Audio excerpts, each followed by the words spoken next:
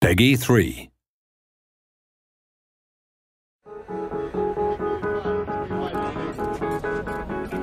Hi and welcome to the next Formula 1 2010 Dev Diary.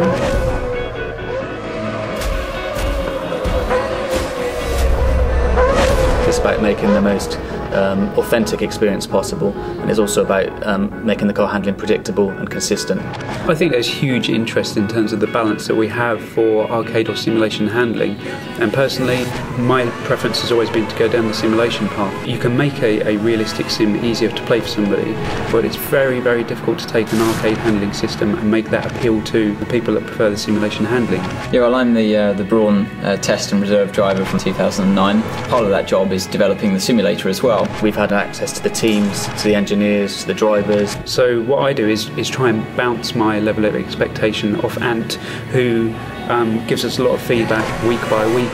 The onboard footage, when you see on TV, they always look incredibly easy to drive. When you're inside the cars, they're so much more twitchy and nervous. That's one thing that's incredibly hard to get right unless you've got someone that's actually driven these cars, especially in the slow speed corners where you have no downforce. As soon as you get them up to high speed, they work in a completely different range. We do want a very simulation experience. You've got the inclusion of aero, which changes the handling of the car completely. We're tailoring the car handling to a very different market, to that Dirt 2 and Grid. You know, they're very different cars, very different handling. It's not just about lapping the circuit, it's about being able to be consistent. The fans of F1 are very passionate and very knowledgeable, and we want to feed them the most authentic experience. And I think it's very important not to blunt the experience of driving a Formula 1 car, but when you start applying the driving aids, to kind of make it accessible without losing the fun parts. You want to make it to the point where it's just playable to enjoy, but also to be reasonably difficult as well. You can find that point where it's exciting, you're consistent, it's about feeling as though you're that hero driver. We've got the real world numbers. We want the players to experience everything that the driver experiences.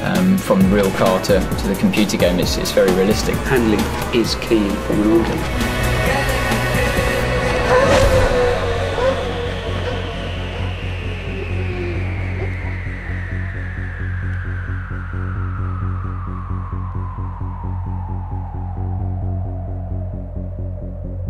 You got the fear.